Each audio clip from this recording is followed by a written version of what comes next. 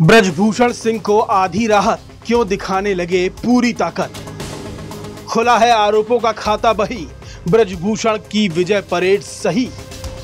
नारे लगने लगे ब्रजभूषण जिंदाबाद, क्या खत्म हो गया पूरा विवाद। 100 से ज्यादा एसयूवी, हजारों समर्थक और एक एसयूवी की छत पर फूलों की मालाओं के बीच खड़े ब्रजभूषण शरण सिंह। ब्रजभूषण सिंह ये दिखाने की पुरजोर कोशिश कर रहे हैं कि सियासत में उनकी वापसी का रास्ता तैयार हो रहा है। ब्रजभूषण की इस यात्रा को नाम दिया गया विजय परेड और इस परेड ने प्रदेश से लेकर देश तक सबका ध्यान खींचा। लेकिन इस विजय परेड के बाद कई सवाल भी उठ रहे हैं। आखिर ब्रजभूषण शरण सिंह शक्ति प्रदर्शन से हासिल क्या करना चाहते हैं? दिल्ली से आउट ब्रजभूषण क्या प्रदेश में योगी का विकल्प बनना चाहते हैं? आधी जीत पर ब्रजभूषण शरण सिंह पूरी खुशियां क्यों मना रहे हैं?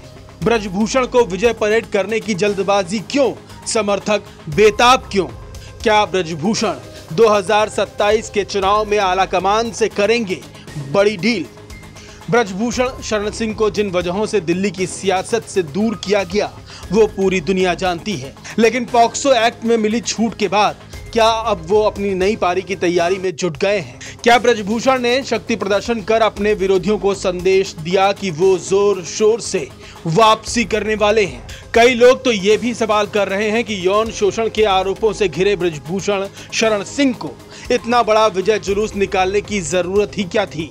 अब ब्रजभूषण शरण सिंह की पहचान ही उनकी अकड़ है, तो जरा जवाब भी सुन लीजिए। न्यायपालिका पर मुझे भरोसा था, हमें न्याय मिला और हम जरूर चाहेंगे कि इसका उत्पीड़न ना हो। हालांकि कुछ सियासी जानकारों को लगता है कि ब्रजभूषण की विजय परेड के पीछे का उद्देश्य अपनी ताकत दिखाना था, जो उन्होंने दिखा दी क्योंकि उनकी छवि हनक और धमक से ही चमकी है, तो गाहे बगाहे उसका प्रदर्शन भी जरूरी समझते हैं। ब्रजभूषण शरण सिंह की विजय परेड के पीछे छुपे संदेशों को आज डिकोड करेंगे, लेकिन पहले जान लेते हैं कि अभी उन पर कितने आरोप हैं और किस किस से वो बरी हो चुके हैं।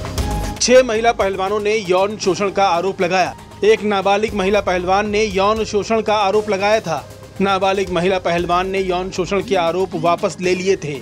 26 मई 2025 को पॉक्सो एक्ट से ब्रजभूषण बरी हो चुके हैं। 5 महिला पहलवानों के यौन शोषण के आरोपों पर सुनवाई जारी है।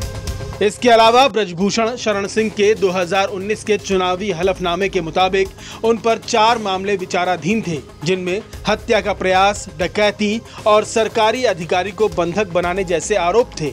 यानी ब्रजभूषण शरण सिंह की मुसीबतें अभी पूरी तरह खत्म नहीं हुई हैं। लेकिन दबंग नेता ब्रजभूषण ने इतने विवादों के बावजूद कभी अपनी बॉडी लैंग्वेज नहीं बदली, कहीं नहीं दिखाया कि वो किसी प्रेशर में है, बल्कि जब भी मौका मिला उल्टे महिला पहलवानों को चिढ़ाने वाली हरकतें ही की। अब विजय जुलूस के बाद वो फिर चर्चा में है। क्या वो दिल्ली के बजाय उत्तर प्रदेश की राजनीति में अपना रुतबा बढ़ाने की कोशिश में हैं? क्या वो योगी का विकल्प बनने की कोशिश में लग गए हैं? लेकिन सवाल ये है कि ऑपरेशन सिंदूर के बाद से महिलाओं के सम्मान की हुंकार करने वाली बीजेपी क्या कभी पहलवान बेटियों के आरोपों से दागदार ब्रजभूषण शरण सिंह को बड़ा चेहरा बनाने का दांव खेलेगी? आपकी क्या राय है? कमेंट करके जरूर बताएं।